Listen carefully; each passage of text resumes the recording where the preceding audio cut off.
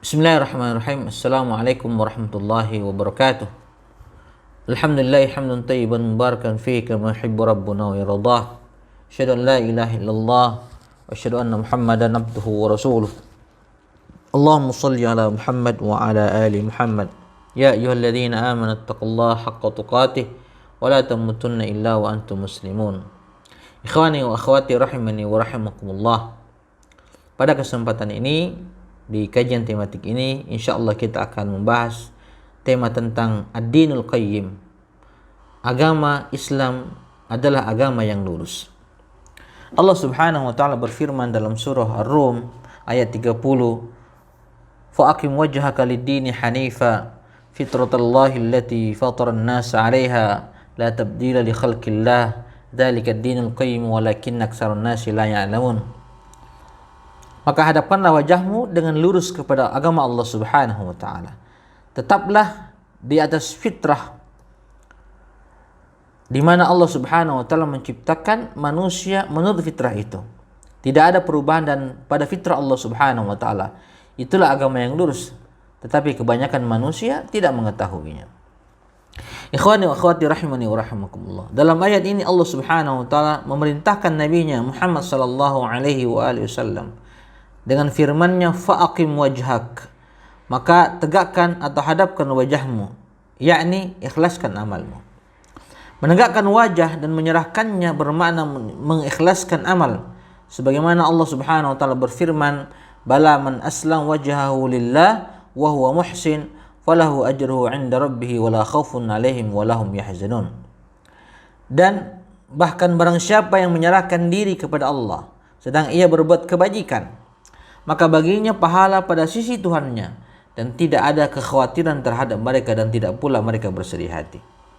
Firman Allah Subhanahu wa taala, aslama wajhahu lillah, menyerahkan diri sepenuhnya kepada Allah, yakni memurnikan amalnya dari noda syirik. Wa huwa muhsin, dan dia berbuat baik, bermakna mengikuti Rasulullah sallallahu alaihi wasallam dan memurnikan amalnya dari bid'ah dan hal-hal yang diada-adakan dalam perkara agama. Bila dua syarat ini terwujud, mengikhlaskan niat kepada Allah Subhanahu wa taala dan mengikuti Rasulullah sallallahu alaihi wasallam dalam sebuah amal, niscaya amalnya bersih dari syirik, bersih dari bid'ah, bebas daripada perkara-perkara baru dalam agama, dan inilah yang diterima oleh Allah Subhanahu wa taala. Kemudian faqim wajhaka lid-din, maka tegakkanlah atau hadapkanlah wajahmu kepada agama Islam. Agama yang Allah perintahkan kepada nabinya untuk dipegang teguh. Yaitu apa? Apa agama Allah Subhanahu wa taala? Beribadah kepada Allah semata. Tidak ada sekutu baginya. La syarikalah. Tidak ada sekutu baginya. Agama Allah adalah agama tauhid. Di dalamnya amal ibadah seperti salat, puasa dan ibadah-ibadah lainnya yang disyariatkan Allah Subhanahu wa taala. Inilah agama yang harus dimurnikan hanya untuk Allah Subhanahu wa taala. Firman Allah Subhanahu wa taala Al-Qayyim, yang lurus, adalah sifat bagi agama. Sifat agama Islam yaitu seimbang, tidak ada sikap berlebihan padanya dan tidak pula meremehkan. Bahkan sebaliknya, ia adalah agama yang lurus, seimbang antara dua sisi, di antara berlebih-lebihan dan menyepelekan. Sebagaimana Allah Subhanahu wa taala berfirman, wa anna hadza sirati mustaqiman fattabi'uhu, dan bahwasanya inilah jalanku yang lurus, maka ikutilah jalan lurus tersebut.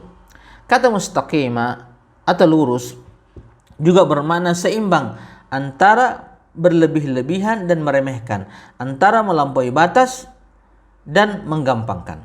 Inilah agama yang dengannya Allah Subhanahu wa taala mengutus seluruh rasul, dan tentu penutup para rasul adalah Muhammad sallallahu alaihi wasallam.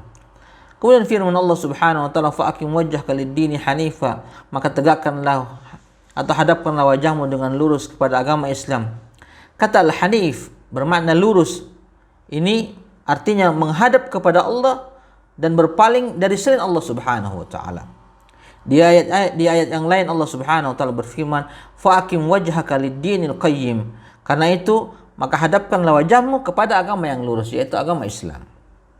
Kata Al-Hanif dan kata Al-Qayyim bermakna sama, yaitu menghadap kepada Allah Subhanahu wa taala. yang berpaling dari selain Allah Subhanahu wa taala, sehingga tidak berdoa kepada selain Allah atau tidak berbuat syirik atau tidak mempersembahkan ibadah kepada selain Allah Subhanahu wa taala. Kemudian Allah Subhanahu wa taala berfirman, fitratullahi allati fatarna nas 'alaiha, dan ikutlah dengan teguh fitrah Allah yang Allah telah menciptakan manusia menurut fitrah itu. Yakni bahwa agama Islam ini adalah agama fitrah yang Allah menciptakan manusia di atasnya. Jadi fitrah di sini adalah agama Islam. Kemudian Allah Subhanahu wa taala berfirman, la tabdila li khalqillah. Tidak ada perubahan pada ciptaan Allah. Maka tidak ada yang menciptakan manusia di atas kesyirikan selamanya, dan tidak seorang pun yang mampu menciptakan manusia di atas kesyirikan.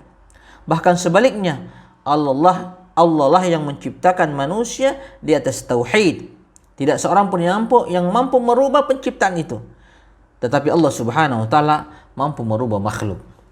Kemudian ujung daripada ayat ini atau firman Allah ini, walakinna aktsarun nasi la ya'lamun, tetapi kebanyakan manusia tidak mengetahui. Mereka jahil, banyak manusia yang jahil terhadap agama ini.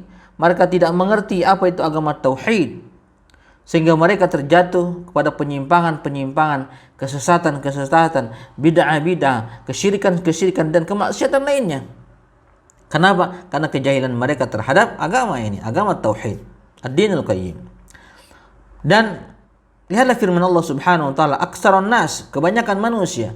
Ini ikhwani fillah wa akhwati fillah menunjukkan bahwa jumlah besar atau mayoritas tidaklah dijadikan hujjah, tidaklah dijadikan dalil manakala mereka berada di atas kesesatan dan kesalahan. Banyaknya orang tidak menunjukkan kebenaran. Banyaknya orang tidak otomatis itu benar. Akan tetapi yang dijadikan hujjah, yang dijadikan dalil adalah siapa yang berada di atas kebenaran, di atas agama yang lurus, di atas fitrah Allah Subhanahu wa taala, di atas tauhid, di atas sunnah Rasulullah sallallahu alaihi wasallam, sekalipun sedikit atau minoritas. Ikhwani wa akhwati rahimani wa rahimakumullah. Ini yang bisa kita bahas pada kali ini, mudah-mudahan bermanfaat. Kita tutup dengan kafaratul majlis. Subhanakallahumma bihamdika asyhadu an la ilaha illa anta astaghfiruka wa atubu ilaik. Wassalamualaikum warahmatullahi wabarakatuh.